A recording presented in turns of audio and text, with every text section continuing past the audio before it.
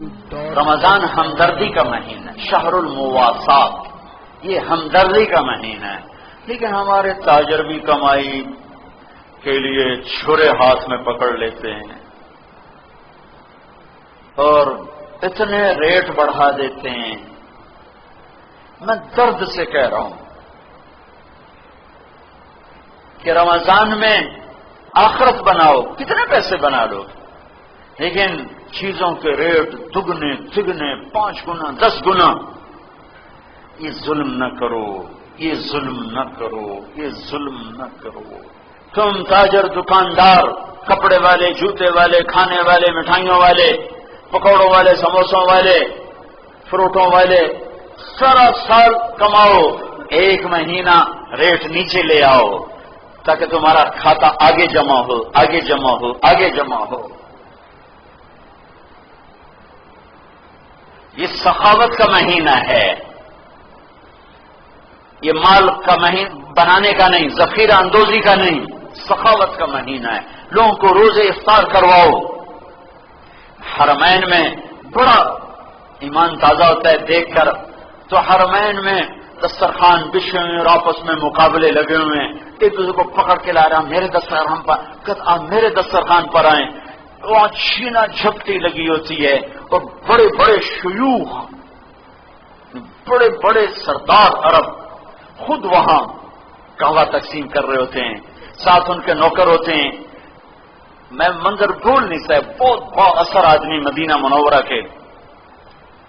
تو ان کے خادم بھی بھاگ رہے تھے پکڑنے کے لیے اور وہ خود بھی بھاگ رہے تھے۔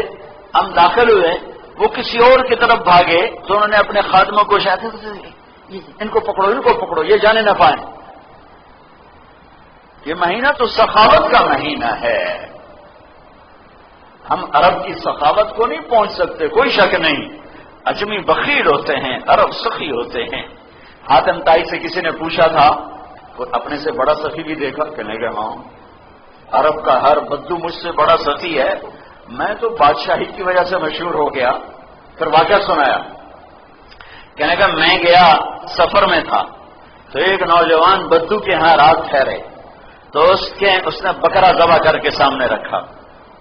تو عربوں میں نا یہ کھوپڑی ساتھ ہوتی ہے بھنی ہوئی، اور اس کا بھیجا بڑے شوق سے کھاتے ہیں۔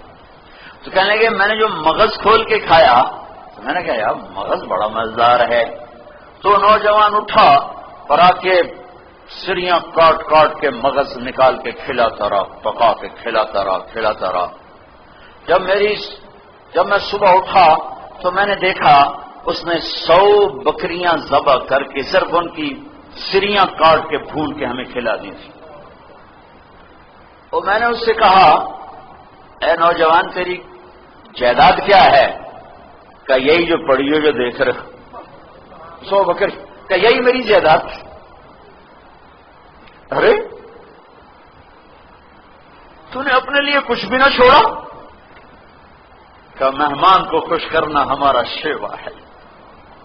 تم کیسے بیٹھے مسلمان ہو کہ ہر تاجر شورا لے کے بیٹھا ہوا ہے؟ کیا کپڑے والے،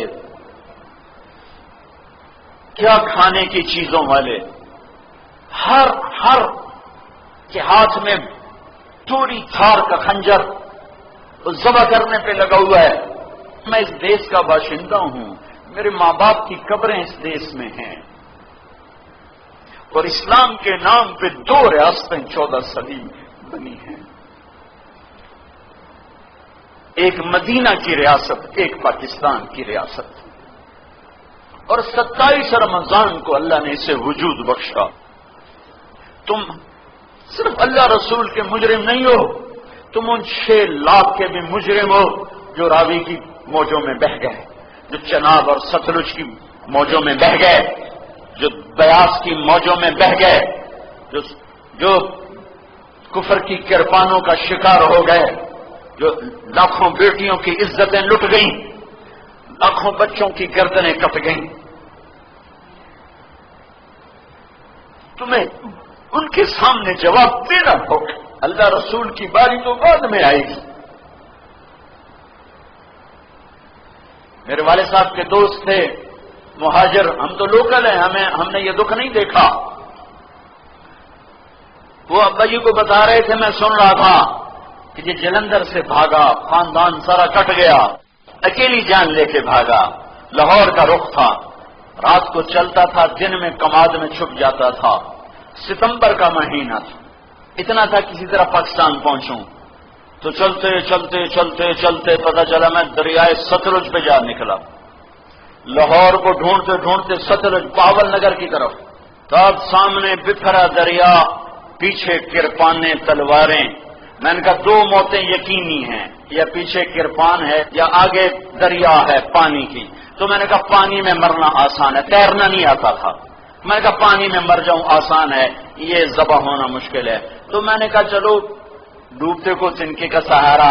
اب یہ میرے ابا جی کو سنا رہا ہے، میں بیٹھا سن رہا ہوں، ڈیرے میں بیٹھا. کہا مجھے ایک لکڑی مل گئی بڑی ساری، تو میں نے اس کو اٹھایا، میں نے اسے پانی میں ڈالا. میں نے کہا یا اللہ میری زندگی ہے تو پار لگا دے. تو اس لکڑی کے سہارے میں نے پانی میں چلنا شروع کیا. کہا میں تھوڑا سا پانی میں گیا، میں نے دیکھا دریائے ستلج لاشوں سے بھرا بہ رہا تھا. لاشیں پانی کے اوپر چھا گئی تھیں. وہ پوچھیں گے نہیں کہ اس لیے پاکستان بنایا تھا کہ زنا کے اڈے قائم ہوں، شراب کی بٹیاں چلے، قتل و غارت کے بازار گرم ہوں، عزتیں سرے بازار نیلام ہو. میرے نبی کو بھی وطن سے پیار ہوا. آپ مکہ سے نکلے، ہے یکم ربیع الاول فجر سے پہلے صبح صادق ہو رہی تھی. آپ نے مکے جبل ثور پہاڑ پر کھڑے ہو کر مکے کو دیکھا. جب نبی کا یہ اندر ہے تو میں کیا کروں. آپ نے مکے کو دیکھا، اے مکہ تو مجھے کتنا محبوب اور پیارا ہے. ما اطیبک من بلد واحبک الی، تو مجھے کتنا محبوب اور پیارا ہے. لولا ان قومی اخرجونی منک لما سکنت غیرک، میری قوم نہ نکالتی میں تمہیں چھوڑ کے کہیں نہ جاتا. یہ ہمارا دیش ہے، ہمارے بزرگوں کی ہڈیاں یہاں دفن ہیں. اس پہ ظلم نہ کرو. جھوٹ بولنا تمہارا اپنے اوپر بھی ظلم ہے، اس دیش پر بھی ہے. سود، ظلم، جھوٹ، ذخیرہ اندوزی، زنا، شراب، ناانصافیاں، کھوٹ، ملاوٹ، جوا، ماں باپ کی نافرمانی، فراڈ، دھوکہ، سٹا، عزتوں کا نیلام، غریبوں کی بچیاں. ہمارے اپنے ہاتھوں سے قافلہ لٹا ہے تو ادھر ادھر کی نہ بات کر، یہ بتا کہ قافلہ کیوں لٹا. مجھے راہزنوں سے گلا نہیں، تیری راہبری کا سوال ہے. اسے مناؤ، اسے مناؤ، اسے مناؤ کہ اللہ تو آ جا، تو آ جا. یہ تمہارا دیش ہے، اس کے ساتھ دھوکہ نہ کرو، فراڈ نہ کرو. رمضان کو دھوکے فراڈ سے نکال دو. روزے والوں کو سکھ پہنچاؤ، چیزوں کو اپنا مناسب نفع لے لو. کون سا اللہ روکتا ہے؟ لیکن روزے کو سیزن بنانا، کیا یہ سونے چاندی کے ڈھیر ہی سب کچھ ہیں؟ اسے اپنی کمائی کا سیزن بناؤ. آخرت آخرت آخرت جنت کی کمائی کا سیزن بناؤ. سارا سال کمانے کو پڑا ہے، مال بنانے کے لیے 11 مہینے ہے، 12واں آؤ بھائی آخرت بنائیں.